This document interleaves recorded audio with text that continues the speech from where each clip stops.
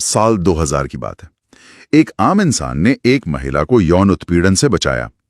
अब एक सामान्य या स्वस्थ समाज में मतलब ये एक ऐसा काम है जिसके लिए उस व्यक्ति को सम्मानित किया जाना चाहिए था, है ना? बिल्कुल, उसे तो एक आदर्श नागरिक माना जाना चाहिए था। हाँ, लेकिन इसके बदले उसे इनाम में मिला एक झूठा रेप केस और खुद को बेगुनाह साबित करने की एक ऐसी खौफनाक कानूनी लड़ाई शुरू हुई जो पूरे 25 साल लंबी चली और अंततः उस व्यक्ति की मौत के बाद ही किसी नतीजे पर पहुंच पाई। ये वाकई रोंगटे खड़े कर देने वाला है। मतलब ये घटना सिर्फ एक त्रासदी नहीं है, ये इस बात का एक जीता जागता दस्तावेज है कि जब कानून की रक्षा करने वाले ही कानून को एक हथियार में बदल देते हैं तो एक आम नागरिक का क्या हश्र होता है। सही बात है। ये एक ऐसा मामला है जो हमारी व्यवस्था की यानी सिस्टम की सबसे गहरी खामियों को उजागर करता है। बिल्कुल। तो आज के इस गहन विश्लेषण में हम स्रोत के रूप में दिल्ली से आई एक बेहद चौंकाने वाली समाचार रिपोर्ट पर चर्चा कर रहे हैं। ये रिपोर्ट इसी 25 साल पुराने कानूनी मामले में दिल्ली हाईकोर्ट के एक हालिया फैसले पर आधारित है। हाँ, और ये चर्चा बहुत जरूरी है। बिल्कुल है, क्योंकि इस चर्चा का उद्देश्य किसी एक घटना की सिर्फ कहानी सुनाना नहीं है। हम ये समझना चाहते हैं कि कैसे सिस्टम के भीतर बैठे लोग, एक पुलिस अधिकारी और एक वकील, अपनी शक्ति का दुरुपयोग करके एक निर्दोष को फंसाने की पूरी साजिश रचते हैं। और कैसे दशकों बाद मतलब 25 साल बाद न्यायपालिका इस पर अपना क्या रुख अपनाती है। देखिए, इस मामले का अध्ययन करना इसलिए भी बहुत आवश्यक है क्योंकि ये हमें उन संस्थागत तंत्रों के काम करने के तरीके को समझाता है जिन पर पूरा समाज आंख मूंद कर भरोसा करता है। जिसे हम इंस्टीट्यूशनल मैकेनिज्म कहते हैं। एकदम सही।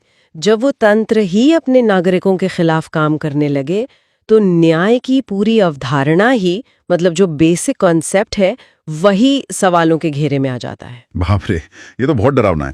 तो चलिए शुरुआत से शुरू करते हैं। इस पूरी साजिश की नींव साल 2000 में रखी गई थी। स्रोत के अनुसार सुशील गुलाटी नाम के एक व्यक्ति ने जिस महिला को यौन उत्पीड़न से बचाया था, उसका उत्पीड़न करने वाला कोई आम अपराधी या कोई सड़क छाप गुंडा नहीं था। वो खुद सिस्टम का हिस्सा था। हाँ, वो खुद एक पुलिस थाने का प्रभारी था, चंद्रमोहन दत्ता। अब इस घटना के बाद दत्ता के खिलाफ केस दर्ज हो गया। अब एक सामान्य स्थिति में हम एक पुलिस अधिकारी से क्या उम्मीद करते हैं? यही ना कि वो कानून के दायरे में रहकर अपनी बेगुनाही साबित करे या फिर अपनी गलती मान ले। हाँ, एक जिम्मेदार अफसर तो यही करेगा। लेकिन दत्ता ने बदला लेने का फैसला किया। उसने वकील हाजी मोहम्मद अल्ताफ और एक सब इंस्पेक्टर नरेंद्र सिंह के साथ मिलकर गुलाटी को फंसाने की एक भयानक योजना बनाई। और मैं बता दूं, वो योजना कोई जल्दबाजी में लिया गया फैसला नहीं था। वो पूरी तरह से कागजी और कानूनी रूप से अचूक दिखने के लिए बनाई गई थी। मतलब उन्होंने एक महिला का इस्तेमाल किया और उसका एक एकदम झूठा बयान दर्ज करवाया। उस बयान में महिला ने सुशील गुलाटी और उसके 2 साथियों पर चलती कार में दुष्कर्म करने का अत्यंत गंभीर आरोप लगाया और इसी बयान के आधार पर स्थानीय पुलिस ने तुरंत एक FIR दर्ज कर ली। मतलब दत्ता को ये तो पता था कि एक आम आदमी पुलिस से डरता है, लेकिन इस डर को कागजों पर एक वाटर टाइट केस में बदलने के लिए उसे एक ऐसे दिमाग की जरूरत थी जो कानून की कमियों को जानता हो। बिल्कुल, और यही एंट्री होती है वकील अल्ताफ की। देखिए, एक आम इंसान जब पुलिस स्टेशन जाकर कोई शिकायत लिखवाता है तो वो भावनाओं में बहकर बातें बताता है। हाँ, वो बस अपनी परेशानी बताता है। सही कहा। तो उसकी शिकायत में कई बार कानूनी रूप से जो जरूरी तथ्य होते हैं वो छूट जाते हैं। लेकिन जब एक चौकी प्रभारी और एक अनुभवी वकील मिलकर एक FIR ड्राफ्ट करते हैं तो वे भावनाओं को नहीं बल्कि जो इंडियन पीनल कोड है यानी IPC की धाराओं की तकनीकी जरूरतों को ध्यान में रखते हैं। अच्छा, मतलब वे कहानी को ऐसे गढ़ते हैं कि वो कानूनी रूप से हर पैमाने पर फिट बैठे। बिल्कुल नहीं, वे कहानी को सच नहीं बनाते। वे बस ये सुनिश्चित करते हैं कि FIR में अपराध के सभी आवश्यक तत्व यानी कानूनी भाषा में जिसे इंग्रेडिएंट्स कहते हैं वो मौजूद हों ताकि केस अदालत में टिक सके। समझ रहा हूँ। अब यहाँ ये समझना बहुत दिलचस्प है कि उन्होंने दुष्कर्म का ही आरोप क्यों चुना। मतलब चोरी या मारपीट का आरोप क्यों नहीं लगाया? दुष्कर्म एक गैर जमानती और समाज में भारी कलंक लगाने वाला अपराध है। यानी नॉन बेलेबल ऑफेंस। हाँ, इसका सीधा मतलब था कि FIR दर्ज होते ही सुशील गुलाटी को तुरंत गिरफ्तार किया जा सकता था।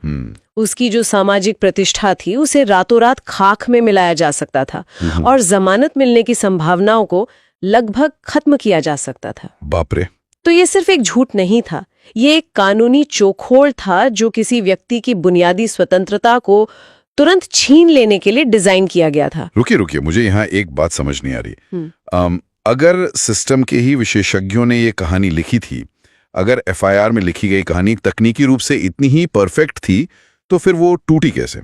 ये बहुत स्वाभाविक सवाल है। मतलब कोई भी झूठ पूरी तरह से परफेक्ट कैसे हो सकता है? और अगर ये केस इतना ही मजबूत था तो सच बाहर कैसे आया? मैं बताती हूँ। देखिए, एक झूठ कागजों पर कितना भी मजबूत क्यों ना दिखे, वो जमीनी हकीकत के क्रॉस चेकिंग के सामने हमेशा कमजोर पड़ जाता है। इस मामले में शुरुआती जांच उसी स्थानीय पुलिस द्वारा की जा रही थी जहां का प्रभारी खुद दत्ता था। यानी चोरी कोतवाल बना हुआ था? बिल्कुल।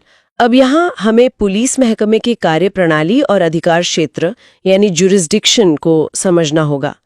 एक स्थानीय पुलिस स्टेशन एक बेहद सख्त हायरार्की यानी पदानुक्रम पर चलता है, जहां एसएचओ या चौकी प्रभारी की बात ही अंतिम आदेश होती है ना? एकदम सही। कोई भी सब इंस्पेक्टर या सिपाही कानूनी और व्यवहारिक रूप से अपने ही बॉस के खिलाफ निष्पक्ष जांच करने की हिम्मत नहीं जुटा सकता। ये तो प्रैक्टिकली नामुमकिन है। इसीलिए जब तक मामला उसी थाने में था, जांच सिर्फ एक दिखावा थी। लेकिन केस का असली रुख तब बदला जब ये मामला स्थानीय पुलिस के हाथों से निकालकर क्राइम ब्रांच को सौंप दिया गया। अच्छा, तो क्राइम ब्रांच के आने से ऐसा क्या बदल गया? मतलब क्या उनके पास कोई अलग जादू की छड़ी होती है? जादू की छड़ी नहीं, बल्कि पदानुक्रम से आजादी। जो क्राइम ब्रांच होती है वो स्थानीय पुलिस स्टेशन के सीधे प्रभाव और दबाव से बाहर काम करती है। वे दत्ता के अधीन नहीं थे। समझ गया। तो जब क्राइम ब्रांच के जांचकर्ताओं ने उस शिकायतकर्ता महिला को, जिसने दुष्कर्म का झूठा आरोप लगाया था, आमने सामने बिठाकर विस्तृत और गहन पूछताछ शुरू की, तो साजिश की परतें उखड़ने लगी। यानी झूठ चाहे कितने भी कानूनी जानकारों ने लिखा हो, जब एक स्वतंत्र एजेंसी सवाल पूछती है तो रटी रटाई स्क्रिप्ट काम नहीं आती। बिल्कुल नहीं आती। और ऐसा इसलिए होता है क्योंकि किसी भी झूठ को लंबे समय तक और अलग अलग कोनों से बनाए रखने के लिए दिमाग को बहुत अधिक कॉग्निटिव लोड यानी संज्ञानात्मक भार उठाना पड़ता है। अच्छा, कॉग्निटिव लोड। हाँ, एक वकील ने आपको मुख्य कहानी तो रटा दी कि चलती कार में ऐसा हुआ, लेकिन एक कुशल जांचकर्ता आपसे मुख्य कहानी नहीं पूछता, वो परिधीय मतलब पेरिफेरल विवरण पूछता है। जब महिला से अलग अलग दिन अलग अलग तरीकों से सवाल पूछे गए कि कार में किस रास्ते से गए, उस वक्त समय क्या हो रहा था, रास्ते में कौन सी दुकानें खुली थी, तो उसका दिमाग हर बार एक नया झूठ गढ़ने में विफल होने लगा। जाहिर सी बात है, इंसान कितना याद रखेगा। हाँ, उसके बयानों में भारी विरोधाभास सामने आने लगे और अंततः दबाव में आकर उसने सच उगल दिया और पूरी साजिश का पर्दाफाश हो गया। इसी स्वतंत्र जांच के बाद दत्ता, वकील अल्ताफ, एसआई नरेंद्र सिंह और सोनू नाम के एक अन्य व्यक्ति के खिलाफ चार्जशीट दायर की गई। सच का सामने आना अपने आप में एक बड़ी राहत लगती है। लेकिन स्रोत के अनुसार जब हम इस केस की पूरी टाइमलाइन को देखते हैं ना, तो सच में रूह कांप जाती है। बिल्कुल। मतलब सच तो सामने आ गया, साजिश का पर्दाफाश भी हो गया, लेकिन इसके बाद क्या हुआ? ये मामला पूरे 25 साल पुराना है।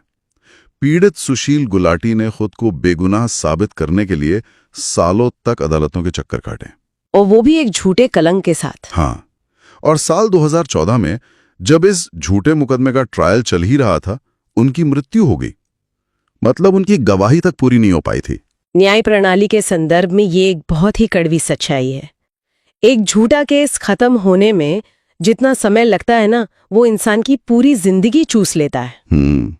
अगर एक आम नागरिक के नजरिए से देखा जाए तो अगर एक इंसान खुद को बेगुनाह साबित करने के लिए लड़ते लड़ते ही अपनी जान दे दे, तो क्या हम इसे सच में सिस्टम की जीत कह सकते हैं? कभी नहीं। 14 साल तक एक बलात्कारी का झूठा कलंक माथे पर लेकर जीना, वकीलों की भारी फीस भरना, हर तारीख पर अदालत के धक्के खाना, ये तो अपने आप में मौत से भी बदतर सजा है ना? सुशील गुलाटी के लिए वो 14 साल का संघर्ष एक भयानक मानसिक और आर्थिक प्रताड़ना थी। सुशील गुलाटी की मौत के 3 साल बाद मुख्य आरोपी चंद्रमोहन दत्ता और एक अन्य आरोपी सोनू की भी मौत हो गई। तो न्याय का जो मूल उद्देश्य है कि समाज में ये स्थापित करना कि गलत काम का तुरंत परिणाम भुगतना पड़ेगा, वो पूरी तरह से विफल हो जाता है। ये सच में एक बेहद हताश करने वाली तस्वीर है। लेकिन इस लंबी और अंधेरी सुरंग के अंत में एक रोशनी भी दिखाई दी, और यहाँ दिल्ली हाई कोर्ट की भूमिका और उसका कड़ा रुख बहुत महत्वपूर्ण हो जाता है। हाँ, वो फैसला बहुत अहम था। स्रोत बताता है कि साल 2016 में ट्रायल कोर्ट ने वकील हाजी मोहम्मद अल्ताफ और एसआई नरेंद्र सिंह को दोषी ठहराते हुए 4 साल की सजा सुनाई थी। इसी फैसले को चुनौती देते हुए दोनों दोषियों ने दिल्ली हाईकोर्ट का दरवाजा खटखटाया। लेकिन हाईकोर्ट में न्यायमूर्ति चंद्रशेखर सुधा की पीठ ने उनकी इस याचिका को सिरे से खारिज कर दिया, उनकी दोषी सिद्धि को बरकरार रखा और साथ ही पीड़ित के परिवार का मुआवजा भी बढ़ा दिया गया। देखिए, हाईकोर्ट का ये फैसला महज एक कानूनी औपचारिकता नहीं है, ये न्यायपालिका द्वारा खींची गई एक बहुत ही स्पष्ट नैतिक रेखा है। हाँ, हाईकोर्ट ने अपनी टिप्पणियों में बहुत तीखी बात कही है। कोर्ट ने स्पष्ट रूप से परिभाषित किया कि एक वकील का कर्तव्य अपने मुवक्किल का बचाव करना और न्याय की प्रक्रिया में अदालत की सहायता करना है, न कि किसी निर्दोष को फंसाने के लिए झूठे सबूत गढ़ना। बिल्कुल। और इसी तरह पुलिस का काम अपराध को रोकना है, न कि उसे जन्म देना। सही बात है। कोर्ट की ये टिप्पणी सीधे तौर पर प्रोफेशनल एथिक्स या पेशेवर नैतिकता पर प्रहार करती है। समाज ने वकीलों और पुलिस अधिकारियों को एक विशेष अधिकार और शक्ति दी है, उन्हें कानून के पहरेदार के रूप में स्थापित किया गया है। तो हाईकोर्ट ये याद दिला रहा है कि जब आप इस शक्ति का उपयोग किसी बेगुनाह को कुचलने के लिए करते हैं, तो ये सिर्फ एक आम अपराध नहीं होता, ये उस पूरे भरोसे की हत्या होती है जो समाज ने न्याय व्यवस्था पर किया है।